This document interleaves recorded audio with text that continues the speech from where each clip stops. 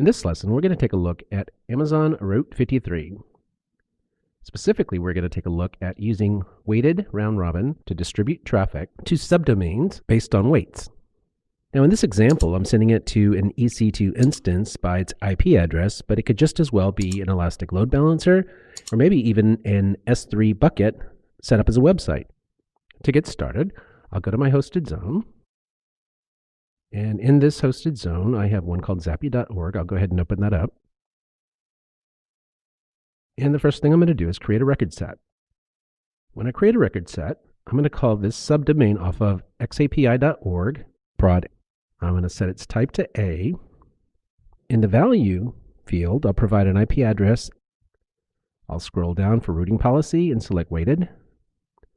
And for this example, I'm going to set it to 100%. For the ID, I'm going to call it prod A.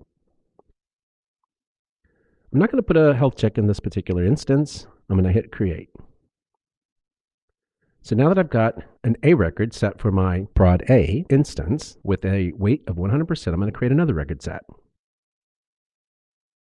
I'll click on the create record set button. I'm going to use the same subdomain name, prod. Again, its type is A. And I'm going to give it a different IP address. Under routing policy, I'm going to again set it to weighted. For weight, I'm going to set it to 0, and I'll name this second instance prod B.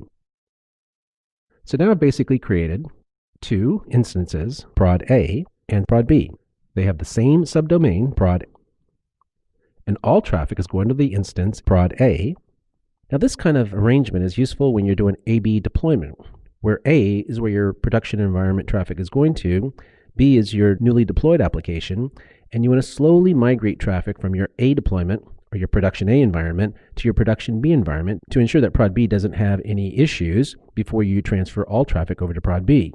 But you want to test it out slowly, so you can change your weights from 0 to say something like 10%, and then see how it performs against actual load in a prod B environment, and gradually increase that 10% to 20, reducing the weight for the record set for prod A to 80. And if all looks good, you can migrate all the traffic across and eventually shut down prod A. That's what your intent is. Now, if during your A/B deployment, prod B has a problem or an issue, you can just roll back your traffic to prod A by changing each A record's weight. In summary, Route 53 provides the ability to have multiple record sets sharing the same subdomain name, and distribute traffic to those domains based on weights.